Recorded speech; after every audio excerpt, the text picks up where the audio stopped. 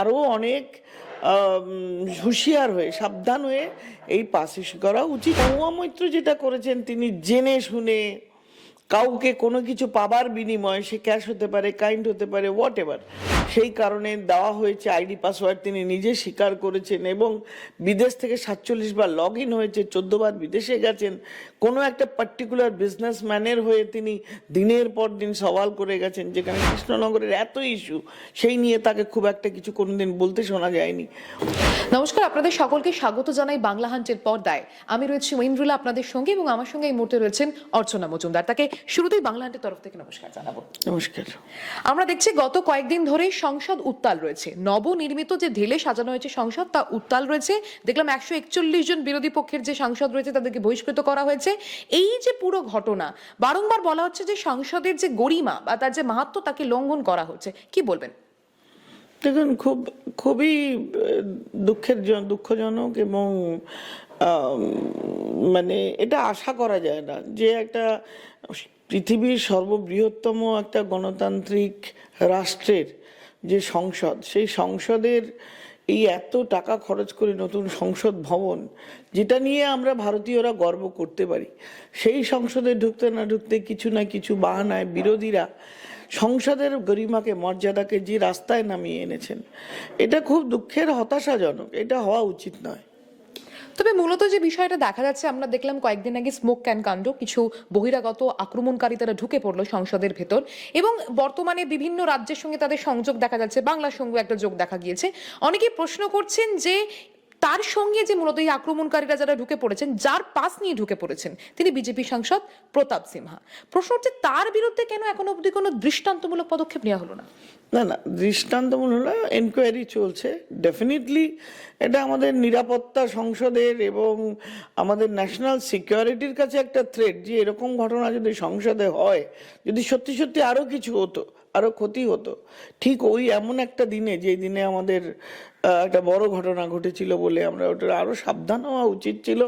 Security ব্যবস্থার মধ্যে কোনো একটা জায়গায় নিশ্চয়ই কোনো গাফিলতি বা গলতি আছে, যার জন্য এটা ঘটেছে, এবং এটার জন্য এনকোয়ারি চলছে। এনকোয়ারি শুধুমাত্র সংসদের স্পিকার করছেন বা ওই কমিটি করছে তা নয়, দিল্লি পুলিশ ডেকে পাঠিয়েছেন এমপিকে, কি হয়েছিল, কেন, তার তদন্ত চলছে। যখন তদন্ত চলছে, তিনি তো সংসদের কাজ হলো, আমার আমি ধরুন সাংসদ, আমার কনস্টিটিউয়েন্সির কোনো মানুষ সে সংসদে যেতে চায়, সেখানে কার্যপদ্ধতি, আলোচনা, সব কিছু, এগুলো স্পেশালি যারা পলিটিক্যাল সায়েন্স বা সোশিওলজি করেন তাদের জন্য খুব জরুরি, এবং সে কারণে তাদের একটা ভিজিটার্স গ্যালারি আছে, সেইখানে তাদের পাস দেওয়া, ইস্যু করার নিয়ম আছে। সেই নিয়মে এখন তিনি কাকে করবেন এবং তার মধ্যে থেকে এরকম বেরোবে না, সেই গ্যারান্টি ছিল না।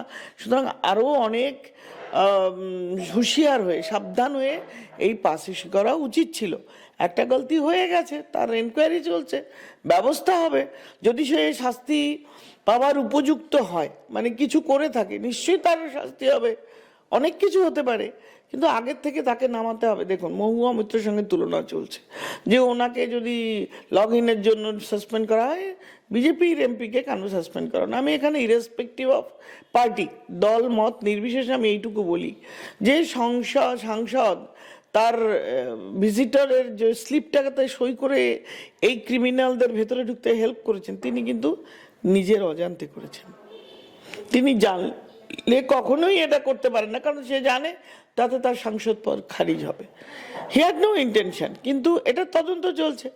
সেখানে মহুয়া মৈত্র যেটা করেছেন, তিনি জেনে শুনে কাউকে কোনো কিছু পাবার বিনিময়ে, সে ক্যাশ হতে পারে, কাইন্ড হতে পারে, হোয়াট এভার, সেই কারণে দেওয়া হয়েছে আইডি পাসওয়ার্ড, তিনি নিজে স্বীকার করেছেন। এবং বিদেশ থেকে 47 বার লগ ইন হয়েছে, 14 বার বিদেশে গেছেন। কোনো একটা পার্টিকুলার বিজনেসম্যানের হয়ে তিনি দিনের পর দিন সওয়াল করে গেছেন, যেখানে কৃষ্ণনগরের এত ইস্যু, সেই নিয়ে তাকে খুব একটা কিছু কোনোদিন বলতে শোনা যায়নি। অবভিয়াসলি এটা একটা সাংসদের যে পদমর্যাদা বা যে দায়িত্ব, দায়বদ্ধতা সমাজের প্রতি, রাষ্ট্রের প্রতি, সেইটা ক্ষুণ্ণ করেছে। আজকে এই ঘটনায় যদি কোনো অ্যাকশন না নেওয়া হতো, মহুয়া মৈত্রকে যদি আজকে সাসপেন্ড না করা হতো, কালকে দেখতেন পাসওয়ার্ড আরেকজন সাংসদ দিয়ে দিত আরেকজনকে। আপনারা দেখেছেন তৃণমূল দল সিমির মেম্বারকে রাজ্যসভায় পাঠিয়েছিল। আপনারা দেখেছেন যে এই যে দেওয়া হয়েছে দুবাই থেকে পাসওয়ার্ড দিয়ে লগ ইন হয়েছে। আপনি কালকে যদি দাউদ ইব্রাহিমকে পাসওয়ার্ডটা কেউ কোনো সাংসদ দিয়ে দেয় কোনো কিছুর বিনিময়ে, আপনি কোনো অ্যাকশন নিতে পারবেন না।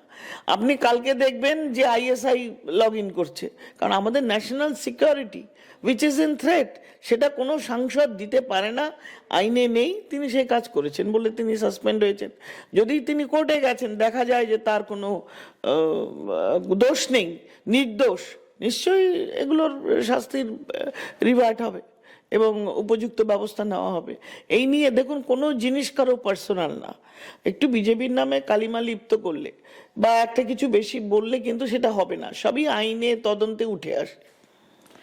আমরা দেখলাম যে গত কয়েকদিন ধরে যেরকম আমরা বলছিলাম যে একেবারে সংসদ উত্তাল রয়েছে এবং 141 জনকে ইতিমধ্যে বহিষ্কার করা হয়েছে, বিরোধী যে সাংসদ রয়েছেন, এবং তারা একেবারে কিন্তু সংসদের বাইরে তারা এক অবস্থান বিক্ষোভ করছেন, তারা বিভিন্ন রকম বিরোধিতা করছেন এবং বিভিন্ন পোস্টার প্ল্যাকার্ড দেখা যাচ্ছে তাদের হাতে।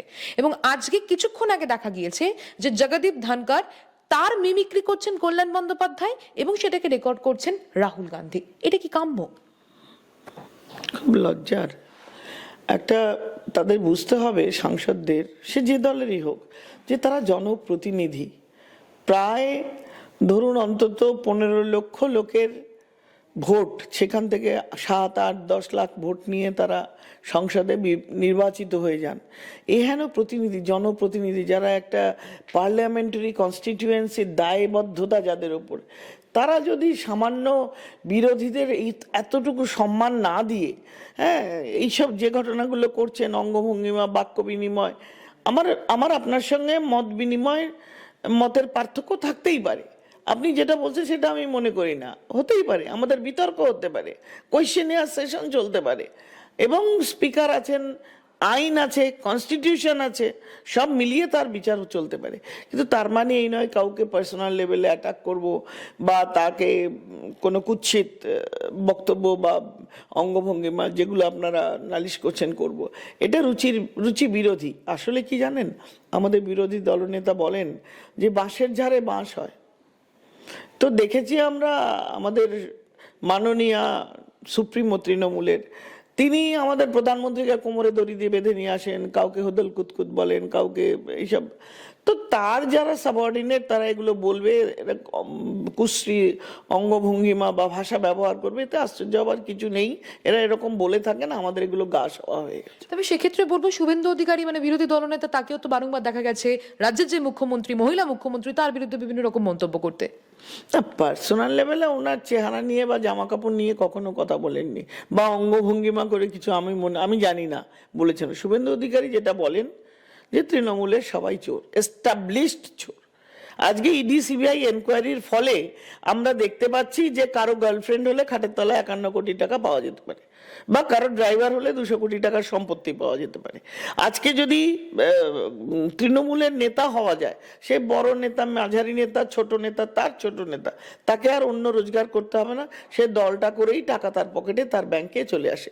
তাদের রাতারাতি আঙুল ফুলে কলা গাছ হয়, মানে গরুর দড়ির মতো গলায় মোটা সোনার চেন পায় তারা।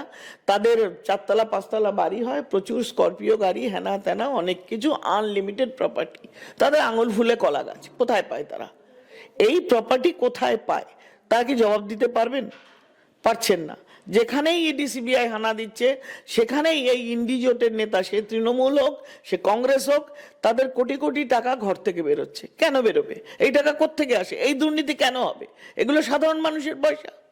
সাধারণ মানুষের পয়সা গলা কেটে দুর্নীতি করে তাদের চাকরি যারা পাওনা তাদের না দিয়ে, অথবা যাদের যে কোনো রেশন বলুন, রাস্তাঘাট তৈরি বলুন, প্রধানমন্ত্রী আবাস যোজনা বলুন, 100 দিনের মানরেগা বলুন, যে কোনো প্রজেক্টে মানুষের গলা কেটে তাদের পয়সা না দিয়ে সেই টাকা আত্মসাৎ করে এই তৃণমূলের নেতারা, কংগ্রেসের নেতারা, ইন্ডিজোটের নেতারা। তো এইগুলোর বিরুদ্ধে বিজেপির প্রতিবাদ। রাষ্ট্রবাদী আমরা রাষ্ট্র নির্মাণে সব মানুষকে নিয়ে তাদের উন্নয়নের কথা আমাদের যিনি নেতা শ্রী মোদিজি তিনি করেন, এবং আমরা সেটা ফলো করি। এবং এই জায়গায় আমাদের বিরোধী দলনেতা শুভেন্দু অধিকারী বলে থাকেন যে মাননীয় মুখ্যমন্ত্রী নিজে চোর, সত্যি সত্যি তো তিনি বলেন এই যে এত পার্থকেষ্ট এত চুরি করছে তিনি জানেন না। অভিষেক ব্যানার্জি এত কিছুতে ইনভলভ, রাতারাতি তার লিপস অ্যান্ড বাউন্স থেকে কোটি কোটি টাকা বিদেশ থেকে ইডি সিবিআই যেগুলো